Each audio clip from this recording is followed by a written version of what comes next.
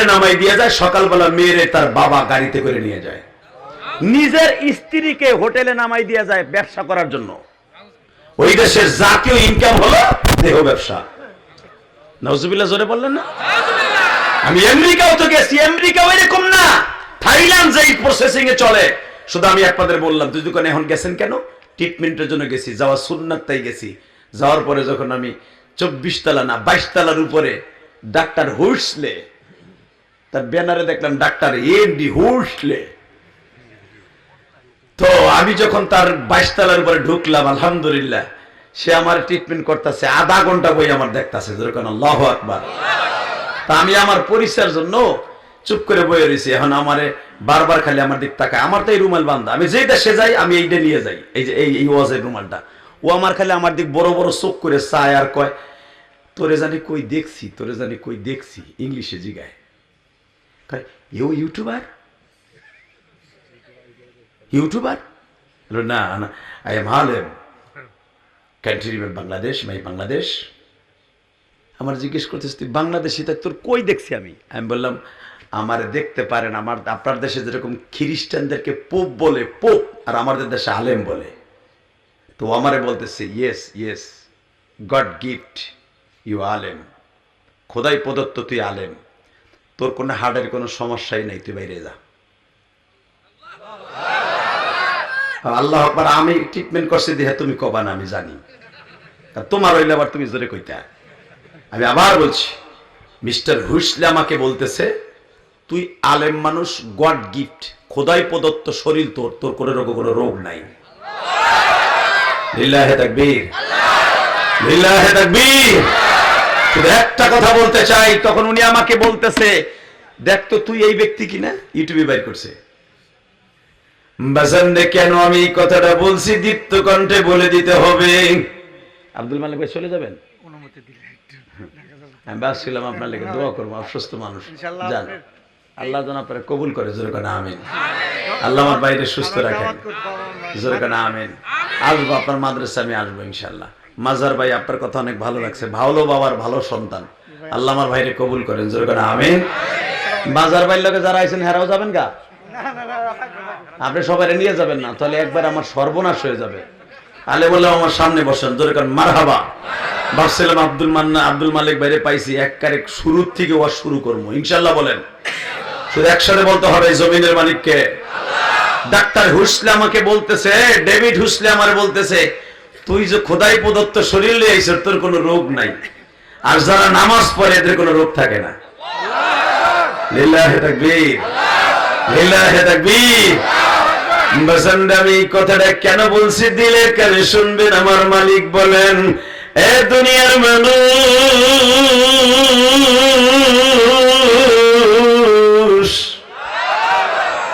তোমরা যারা আমি মাওলার জিকির দিয়ে কলবটা ভালো রাখবা, তোমরা যারা মাওলারে ভালো করে ডাক দিবা,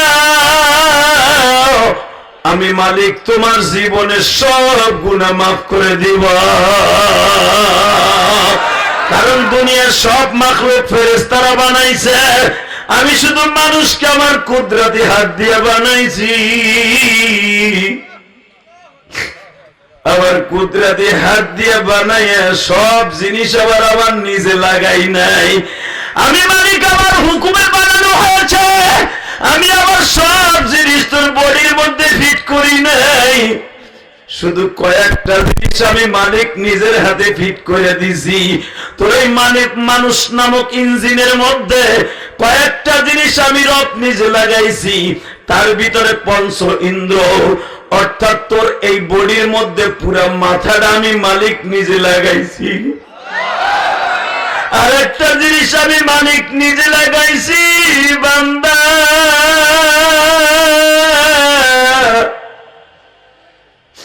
সেই জিনিসটার নাম হলো কলব। তোরা বলো হাত, বাংলায় বলো হৃৎপিণ্ড। বান্দা, তোর কলবটা আমি নিজের হাতে বসাইছি। এই কলবের মধ্যে তুই যখন আমি মালিককে বসাই একটা ডাক দিবি, আমারে বসাইতে দেরি হবে, তোর জীবনের গুনাহ মাফ হইতে দেরি হবে না। আমার মানিকগঞ্জ সিঙ্গার থানার বাইরা, এখন দিলটা নরম করে আমার মওলারে দেখায় দাও। এই ঠান্ডা মাটির মধ্যে তোমরা বসে আছো বাজান, প্যান্ডেলের ভিতরে চারিদিক দিয়ে বাতাস ঢুকতেছে, সত্য প্রবাহ চলতেছে বাবা। এ আমার যুবক ভাইরা, কত চাদর লাগাইছি, জাম্পার লাগাইছি, শার্ট লাগাইছি, পাঞ্জাবি লাগাইছি শীতের থেকে বাঁচার লাইগা। তুমি একটু খেয়াল করে দেখো, তোমার ঘরের পাশে তোমার জনম দুঃখ মিয়া বাবা এই সাদা 3খান টিস্যু পেপারের মতো কাপড় লইয়া ঘুমাই রইছে।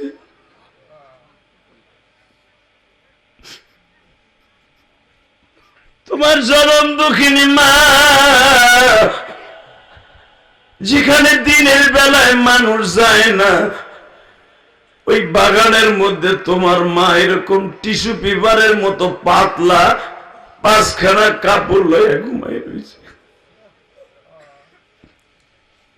যদি আমার মা, তোমার মায়ের কবর অবস্থা খারাপ হয়ে থাকে, আল্লাহর কসম করে বলছি বাবা, এই কাপড়ের কাপড়টাও শরীরে নাই।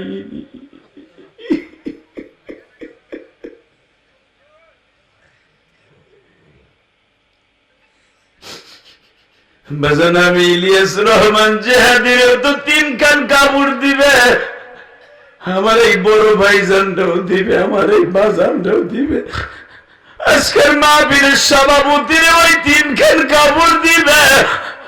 আমার মায়ের 5খান দিছে, বেগম জিয়ারও 5খান দিছে বাবা, শেখ মুজিবুর রহমানও 5খান দিছে, জিয়াউর রহমানও 3খান দিছে বাবা, শেখ মুজিবুর রহমানও 3খান দিছে, প্রেসিডেন্ট জিয়াউর রহমানও দিছে, ভাজান ইলিয়াসুর রহমান জেহাদিরও দিবে বাবা। আমারও তো জনম দুঃখিনী মা কবরে ঘুমাই রইছে।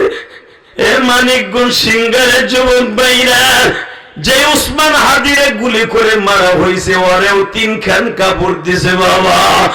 শুধু আমি তোমার 2টা পাও ধরে বলে দিয়ে যাই, এই দুনিয়া থাকার জায়গা নয় গো বাজান রে, শুধু আমার আল্লাহর একটা আওয়াজ দিয়ে দেখায়া দাও মালিক, এই জমিনে যখন থাকতে পারবো না, খেতা বালিশ ছাড়া কবরে নিও না। যদি কোন হুজুর কবরে খেতা বালিশ আবার কি শুনবেন না? খেতা বালিশ জানেন না কি? লিল্লাহে তাকবীর। না, সব আমল খেতা বালিশ না। আমার দিক তাকাবেন আর এখন কানবেন, জোরে কোন মারহাবা। একটা লোক লড়াচড়া করবেন না। আমি জানি হতে পারে আগামী বছর মাহফিল এখানে হবে, আমার ভাইরা কষ্ট করে করবেন, সভাপতি সাহেব সহ, সালাউদ্দিন, রানা, মাসুদ সহ তারা কষ্ট করে মাহফিলটা করবে। এর ভিতরে অনেক বাবাজি কবরে চলে যাবে, হয়তো ইলিয়াস রহমান জেহাদি আসবেন, আর এক বক্তা আসবে, আমি কবরে থাকবো। এটাই দুনিয়ার নিয়ম গো বাবা। এই যে বাজান 2জন চেয়ারে বয়ে রয়েছে, আগামী বছর এই চেয়ারে আর একজন বইব, ঠিক না বে ঠিক? তবে একটা সত্য কথা বলে দিয়ে, চিরন্তন সত্য কথা, থাকতে পারবেন না। কথার মধ্যে কোনো ভেজাল আছে? আপনি থাকতে পারবেন না, কথা ঠিক না বেটি? সাউন্ড বাড়াও, মাস্টার বাড়াও, টন বাড়াও।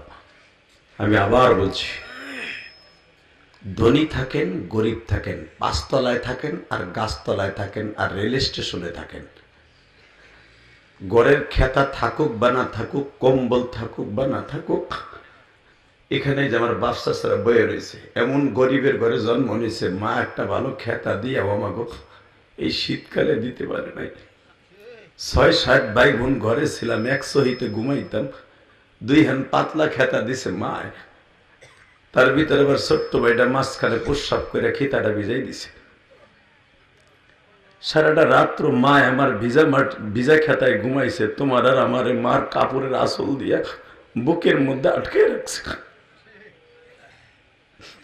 ওই দুঃখিনী মা আজকে যাদের কবরে, আপনাকে পাও 2টা ধরছি, মায়ের জন্য দোয়া না করে কেউ যাবেন না, ইনশাল্লাহ বলেন।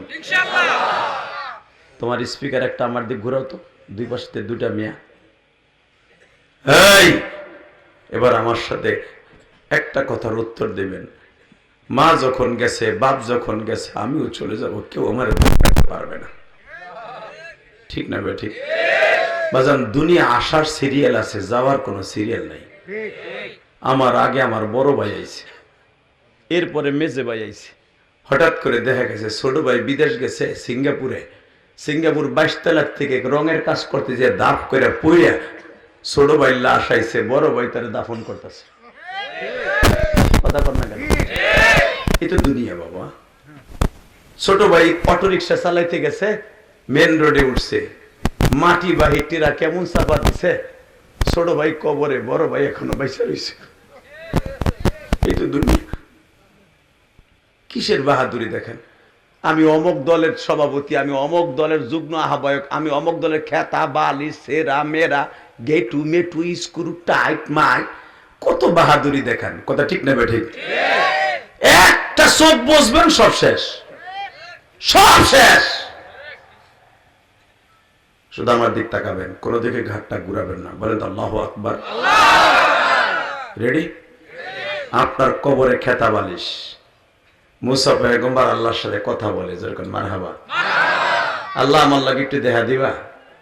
এই বলা, এই বলা, এমন জায়গায় আইছি রে ভাই,